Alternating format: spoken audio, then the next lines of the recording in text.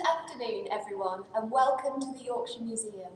Welcome to the final online event of our programme associated with our current exhibition, Richard III Coming Home. As you can see, I'm stood here in the Yorkshire Museum's fantastic medieval gallery in the heart of our current exhibition, which celebrates the spectacular portrait of Richard III on loan to us from the National Portrait Gallery. You may be able to see him peeking in over my shoulder. And over the last 3 months, we've been celebrating everything 15th century and Richard III by holding a series of online lectures. So thank you very much for joining me for this little snapshot into a fantastic object from our collection. My name's Lucy, I'm a curator here at the Yorkshire Museum, and I'm going to be talking to you about this spectacular object. A Percy panel, and I'll explain a little bit more about that title for this object shortly. I'd like to welcome our viewers from both Facebook and YouTube, and I would encourage you to comment and add your questions throughout the talk as they pop into your mind using the comments section of both of those websites. Don't worry if your internet drops or if you have difficulty connecting during the talk. This is being recorded and it'll be available afterwards for the duration of the exhibition and probably beyond. So without further ado, let me introduce you to this spectacular object, which just a few minutes ago I took out of a display case over there. It has been on display as part of this exhibition, but in these little events we like to take the objects from behind the glass so we can have a closer look at them, explore some of their details, and also learn a little bit more about their history, the kind of information that we can't always fit into those short exhibition labels. So this spectacular oak panel dates from around the 1530s. It's one of a set of 6 which usually live across town in York Castle Museum. So these panels, dating from the early 16th century, were part of wider decorative domestic schemes, probably originally mounted as in a larger wood-panelled room, or perhaps as an overmantel for an elaborate fireplace. And these panels, a series of 6, and presumably more that may have not survived, depict a particularly important Yorkshire family, the Percy family. This particular individual depicted here is Henry Percy, the 4th Earl of Northumberland, and we'll come back to why he's so important to the story of Richard III in a little bit. Now, the York Castle Museum acquired these panels in the 1940s, and we purchased them from a London art dealer. However, their history from being used in a wood-panelled scheme to the Castle Museum is quite interesting. So the London art dealer acquired them from a reverend called Canon Porter, who had in turn acquired them from his uncle, a guy called Robert Davies, who was a notable York antiquary in the 19th century. And it was said that Robert Davies actually bought this series of 6 panels for 6 guineas, I think somewhere in the region of £500 today, so an absolute bargain. And it was said that the panels had been broken up and taken out of the house in the Bedern, an area in the centre of York. However, it's thought that these didn't originate in a house in the Bedern, they actually originated from a residence called the Percy Inn, which no longer exists.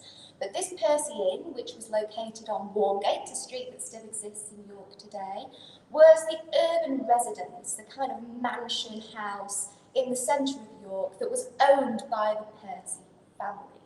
We first have reference to it in the year 1455, actually, following the death of the 2nd Earl of Northumberland at the Battle of St Albans in 1455.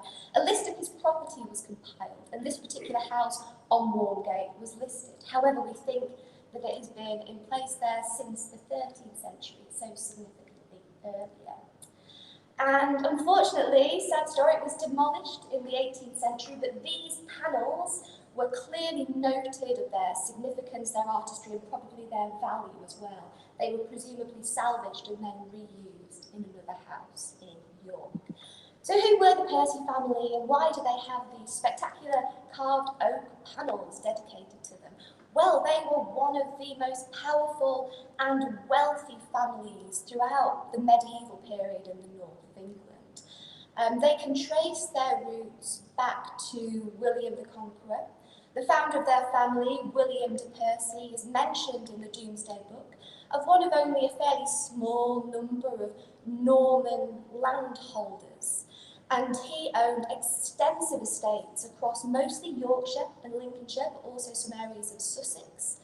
And by the time of the Domesday Book, in the year 1086, he owned 111 estates across the country, so an incredibly wealthy and important individual. The Norman conquest, especially the north of England, was a little bit of a power grab, to put it bluntly. So the estates that people like William de Percy were being acquired from the local Anglo-Scandinavian landholders. And we know that one of the estates that Percy acquired was off of a Lord Bernwulf, and that was the manor at Topcliffe near Thirsk, where he became the new feudal baron. And remember that location of Topcliffe Manor because it will be important a little bit later in our story. So the Percys, an incredibly wealthy and important family with allegiances and ties to the crown. Notably, the Percy family held a number of strategically important castles and residences in the north of England, especially near the Scottish borders. And those residences formed a really important frontier almost against Scottish raids, especially in the 14th century. So the Percys were an important family for the royals to have on their side. However, they were not the only major landholders and important families in the north of England, and they had some major rivals, the Neville family. And it's these two families, the Nevilles and the Percys, who many of our listeners today will be well aware of those names. And it's actually thought that they're feuding in the mid 15th centuries, one of the reasons that the Wars of the Roses erupted and became as violent as it did. And in fact, there were skirmishes in and around York in the early 1450s, just before the Wars of the Roses proper kicked off. So let's return our focus to the panel itself. And the great thing about having it out of its case is that my lovely camera woman can zoom in and show you some of the spectacular carved detail. So this is Henry Percy, the 4th Earl of Northumberland, as I previously mentioned. And you can see that he's depicted in a super duper winged cap, very fancy, and then he's got a border of flowers and leaves. Now, I mentioned that there are other members of the Percy family depicted in these panels that we have over at York Castle Museum, and Henry's wife Maud is actually depicted in one of these, and I think we're going to show you a picture of that panel right now. You should be able to see that on your screens. And as you can see, that she's equally dressed in her finest with a caul on her head, so that's a decorative hairnet, and then depicted with a very fashionable square-necked dress. But what's especially interesting about this panel, and in fact many of the panels in this series, is that they contain a lot of imagery, and especially imagery associated with the Percy family. Noble families in the medieval period would have symbols, motifs, and emblems, which kind of symbolised how they saw themselves, or perhaps drew on an element of their history. And if you look at the image of Maud, just next to her face, you can see that there's the symbol of the crescent moon and locket. You might have to, if you're looking, maybe if you're watching on your phone, you might just have to believe me. But this was a symbol of the Percy family. The crescent moon actually harkens back to the first Earl, the first member of the Percy family, William de Percy, who fought in the First Crusade. So that crescent moon relates back to his activities on that crusade in Jerusalem. And this symbol isn't just found on these panels. It would have been a well-recognised symbol of the Percy family. And we actually have another object which depicts it here. You can see that we've got a crescent moon here and then that locket in the centre. This is a much more humble object. This is a fragment of a tile. This is also on display in the museum, and this was actually found on All Saints North Street in the centre of York. However, it would have been made most likely to originally line the floor of a church. Decorative, colourful tiles like these are often made to line either very important domestic buildings or castles or churches. But what this particular tile says, by being emblazoned with the Percy logo, it's quite likely that the church that this would have adorned the floor of would have been patronised by the Percy family. They would have given some of their great wealth to fund the upkeep of that church. So hopefully you can see the kind of similarities in those logos across those two different mediums. So let's go back to Henry Percy himself. So he's a very interesting individual, and he's a very important individual in the story of Richard III. Now, historically, the Percy family sided with the Lancastrians, the House of Lancaster. Of course, Richard III was notably of the House of York. And in fact, our Henry's father and grandfather, very confusingly, both also called Henry, the second and the third Earl of Northumberland, died fighting for the Lancastrian cause in the Wars of the Roses. His grandfather was that individual who died in 1455 at the Battle of St Albans, and whom the Percy Inn was included in his list of properties. But then Henry's father died at the Battle of Towton in the year 1461. The Battle of Towton was, well, it's said to be the bloodiest battle ever fought on English soil, and it was an incredibly decisive battle in the Wars of the Roses. It's where the tide turned in favour of the House of York. The Percys, fighting on the Lancastrian side, were defeated, and Henry's father died. This also saw a change of look for Henry himself. The earldom of Northumberland was taken away from the Percy family. It was actually given to John Neville, who was the brother of Richard Neville, the Kingmaker, another major character in our kind of Wars of the Roses narrative. And Henry himself was imprisoned in London for a number of years. However, after swearing allegiance to the new king, Edward IV, he was able to reclaim his lands and titles. And we'll see this theme of Henry being quite politically canny and able to negotiate these changes of rulers quite effectively a little bit later in our story. He clearly had his head screwed on in that respect. So he was able to reclaim his lands and titles and became an important ally of both King Edward and then King Richard III. Again, the strategic importance of the Percy residences close to the border with Scotland helped in this. And Richard, as Duke of Gloucester, actually afforded Henry the title of the Earl of the, I think it was the East and Middle Marches, so a military position, but one of incredible importance. It's of no surprise then, perhaps, that Henry Percy was played an important role in the Battle of Bosworth, where he was supporting Richard III and his troops in a reserve capacity.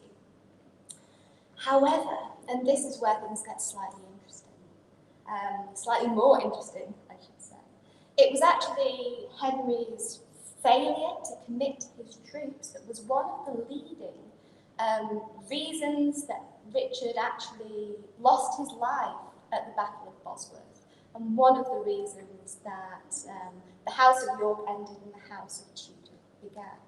There has been some controversy over why Henry Percy and his troops didn't step in. Some believe that he might have been perhaps loyal to his family connection historically to the House of Lancaster, but some have been a little bit more forgiving and perhaps think that it was tactically impossible or too difficult for him to join the fray. Whichever argument wins out, the facts remain. Richard lost his life on that day, and there was a new king in town.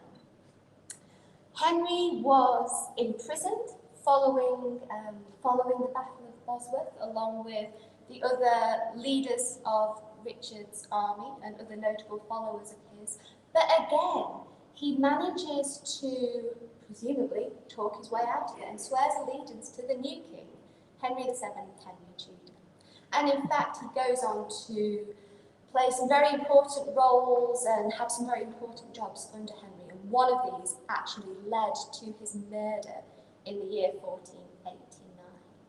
Now, Henry became the Lord Lieutenant of Yorkshire, and that role had many different elements to it, but one of those was extracting taxes from the locals. So you can imagine that he was a very popular man in York and North Yorkshire. Now, Henry Tudor asked for taxes to be raised. Well, he didn't ask, he told, to fund a war in France. And there was a huge amount of disquiet and displeasure in the north against these crippling taxes. Henry Percy did appeal to the king. He explained that there was growing disquiet in Yorkshire and that he thought that pushing this tax reform through was ill-advised. However, the king told him to go forth and extract those taxes as much as he could.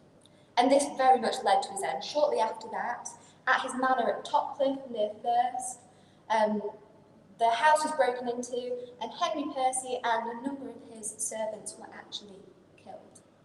Now, the question that I'll leave you with was this purely a revolt over taxes? Was this just a group of people that were annoyed about losing more money out of their purses? Or was this more likely a revolt with Yorkist undertones, and perhaps not so subtle Yorkist undertones? We know that although the city of York officially changed their support to Henry Tudor following the death of Richard III in 1485, we know that much of the north and many people in York still remained true and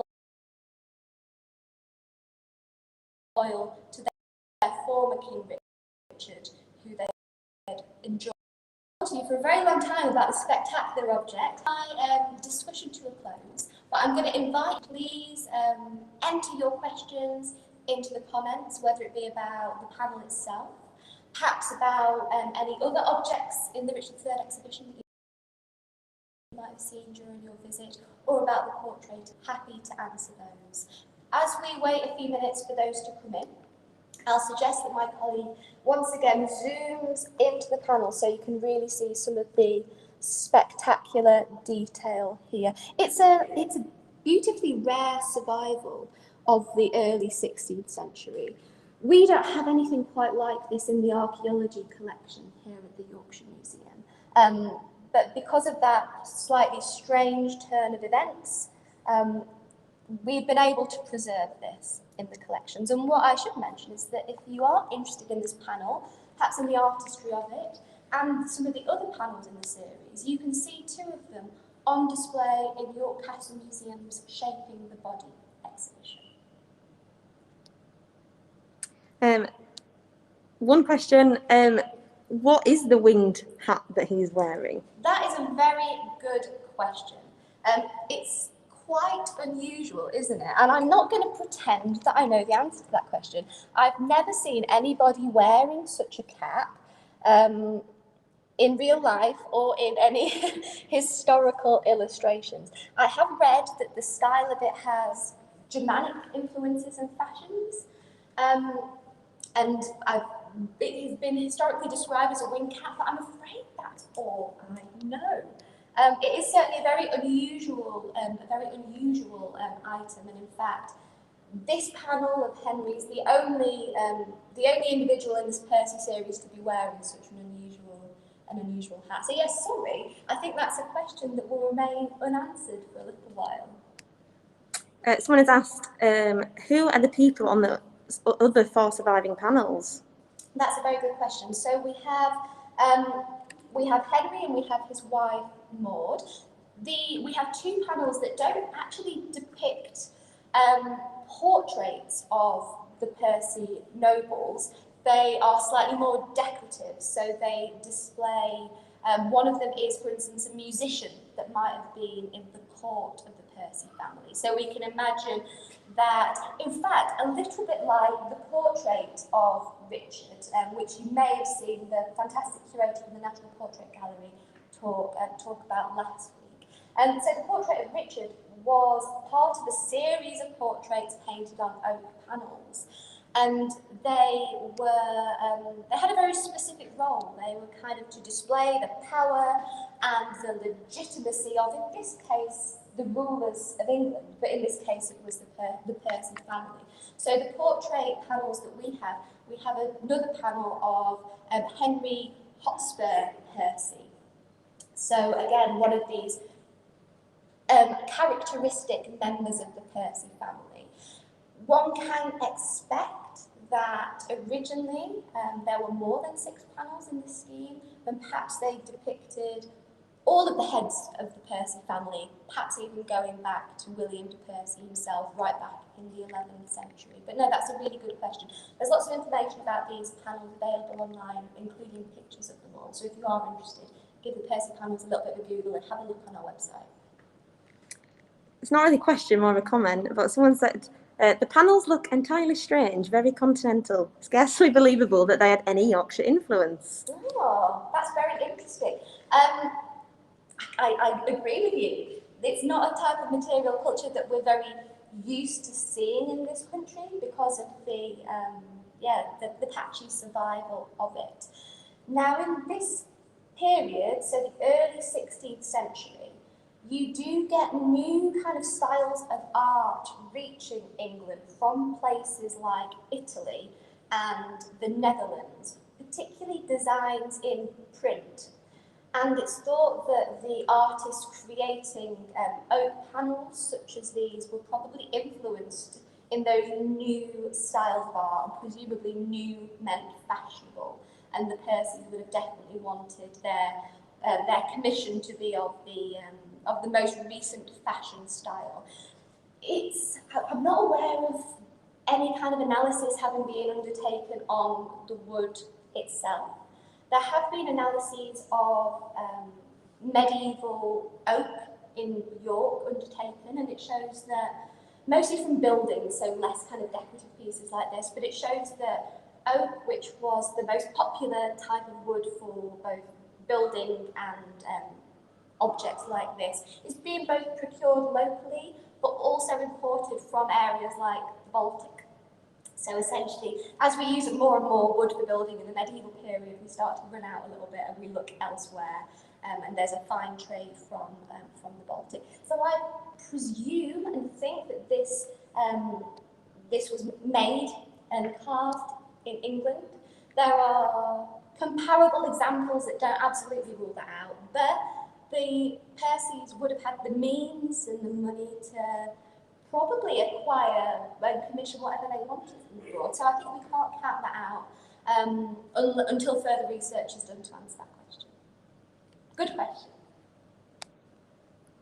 Fantastic. Well, thank you so much for joining me this afternoon. I hope you've enjoyed looking up close at this spectacular panel. After this talk, I'll be popping it right back into its display case so that it can sit until the end of the Richard III Coming Home exhibition.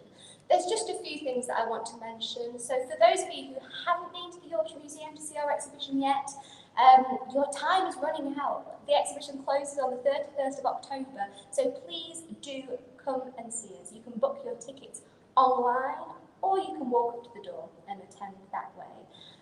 You'll be able to see the spectacular portrait of Richard III from the National Portrait Gallery, but you'll also be able to see spectacular objects from our own collection. We have one of the finest archaeological collections related to Richard III in the country, including iconic objects such as the Midland Jewel. So please do come and see. If you've enjoyed this talk, you might be interested in checking out the other talks that we've hosted as part of this series. They've all been kind of live online events, but they have been recorded, and most of them are available to view on our YouTube channel until the end of the exhibition, again, the 31st of October. And finally, if you have enjoyed this talk, if you've enjoyed the exhibition or any other of our online content that we've been sharing recently, do consider making a donation to York Museums Trust. Donations from our viewers and our visitors are really keeping us going in this difficult period. So yes, every little really does help us. But thank you very much for joining me, and I hope you've enjoyed this talk.